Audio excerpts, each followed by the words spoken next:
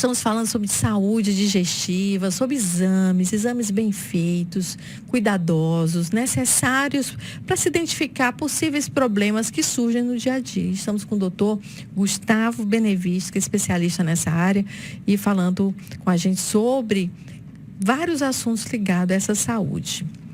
Aliás, evitar problemas maiores, dúvida, né, doutor Gustavo? A chave Gustavo? é a prevenção. Exatamente. E vamos falar de colonoscopia. Muita gente foge da colonoscopia, né? Não quer fazer.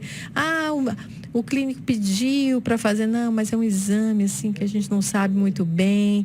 A partir de que momento é indicado uma colonoscopia? Neila, é muito verdade o que você está falando, né? Principalmente os homens, né? Tem muito medo da colonoscopia e do exame do toque retal, né? Que previne muitas doenças, né? A gente indica atualmente a colonoscopia a partir dos 45 anos, uma vez a cada 5 anos. Antigamente, alguns anos atrás, era a partir dos 50. Mas como a gente está vendo cada vez mais cedo câncer de intestino e pólipos, as sociedades de coloproctologia, de gastroenterologia, de endoscopia, começaram a recomendar a partir dos 45 anos como forma de rastrear. O que é rastrear? É você pegar um pólipo, que pode no futuro virar um câncer, e retirar durante o exame. Isso praticamente zera o risco de você ter um câncer nos próximos 5 anos, né? Então, como a gente está falando, a prevenção é a chave, né? A colonoscopia é recomendada fazer em quais, assim, em qual período? São 5 anos? De 5 em 5 anos? Isso. Na verdade, se você faz a tua primeira coluna aos 45 anos, né? E você não viu nada, você tem indicação de fazer a próxima daí a 5 anos. Mas se você tem pólipo, dependendo do tipo de pólipo, se é um adenoma, né? Dependendo da quantidade de pólipos, se tem mais do que 3 a 4 pólipos, eventualmente você tem indicação de fazer o exame no ano seguinte, porque você está numa classificação de risco superior para ter câncer de intestino. Então, essa classificação colonoscópica, né? De ter alguma coisa ou não ter nada, vai dizer qual é a periodicidade, você tem que repetir o exame. E, doutor Gustavo, o que está acontecendo? Porque a gente vê pessoas cada vez mais jovens tendo doenças graves. A Organização Mundial de Saúde realmente relata isso, né? Cada vez mais pacientes jovens com vários tipos de câncer, né? E, assim, especificamente do trato digestivo, a gente acha que tem muito a ver com o baixo consumo de fibras, o alto consumo de comidas ultraprocessadas, né? Muita gordura, muita fritura, muita nitrosamina, muito sal na dieta, né? Isso. O que é a nitrosamina? Onde é que se acha isso? Nos alimentos que são condimentados, né? Demais, né? E nos alimentos defumados. Então, elas são fatores promotores, por exemplo, do câncer gástrico. Então, realmente essa dieta que a gente faz hoje em dia, que é uma dieta pouco saudável, ela está levando aos pacientes a adoecerem muito mais precocemente. O que tem sido muito preocupante, né? Você vê crianças, inclusive, tendo esse tipo de problema. Isso. Tem aqui um ouvinte, é o Ronaldo, do José Bonifácio. Ele diz: bom dia, gostaria de saber do Dr. Gustavo Benevides se a cirurgia para o tratamento de hérnia de hiato tem limite de idade e em quais casos não é recomendada. Ronaldo, boa pergunta.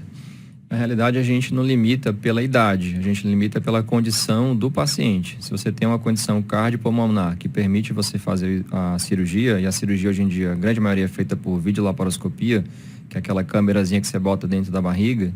Então, se a tua condição cardiopulmonar permite, né, que você faça, não existe uma idade limite. Obviamente, quanto mais idoso o paciente, mais você tende a tratá-lo clinicamente. E quanto mais jovem, mais você tende a tratá-lo de uma forma um pouco mais agressiva, digamos assim, entre aspas, né, por cirurgia. Por quê? Porque o refluxo crônico, ele pode levar a uma condição chamada esôfago de Barrett.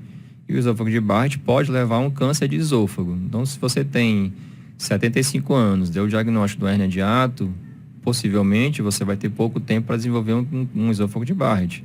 Mas se você tem 30 anos, tem uma hérnia de hiato, possivelmente você vai ter muito tempo para desenvolver. Então, a cirurgia é mais indicada nos mais jovens e é menos indicada nos mais idosos. Mas o que limita realmente é a condição cardiopulmonar para você fazer uma cirurgia segura. E eu queria que o senhor falasse um pouco sobre hábitos, né? Hábitos de consumo que levam a adoecimento. Hoje a gente vive uma epidemia chamada obesidade, num país em que muita gente passa fome. O que é uma contradição absurda. Sem dúvida. Aqui no estado do Ceará especificamente, a gente tem em torno de 21% dos pacientes do sexo masculino e 19% dos pacientes do sexo feminino com sobrepeso e com obesidade. Então, a obesidade hoje em dia é uma pandemia, né? Onde você vai no mundo, você vê uma pessoa com sobrepeso ou com obesidade. O que traduz os nossos hábitos alimentares altamente errados, né? Alimentos muito calóricos, escolhas alimentares erradas, falta de exercício físico, né? Que controla esse déficit calórico. E às vezes hábitos determinados por algumas doenças psiquiátricas, né? A pessoa tem ansiedade, depressão como para aliviar, né? Então, realmente isso acaba levando a obesidade nesse índice alarmante. Mas obesidade não é questão só de hábito alimentar. Existem as questões alimentares, mas existe também um fator genético. Sem dúvida. O paciente que tem obesidade, na realidade, Neila, ele tem uma espécie de uma programação genética para ganhar peso. Então, você encontra muitas vezes a pessoa falando que come muito pouco e está com um peso elevado, né? Então, assim, a obesidade é uma doença crônica e incurável, infelizmente. Então, mesmo com todos os procedimentos que nós temos, mesmo com as medicações, mesmo com as cirurgias, tratamentos endoscópicos, você vai ter que controlar a tua obesidade para o resto da vida. E o pilar para o controle é esse, é a dieta, né? Uma dieta adequada, né? Na realidade, entendida como uma nova forma de comer, né? Começar a sentir prazer nos alimentos que antes você não sentia, né? Alimentos mais saudáveis.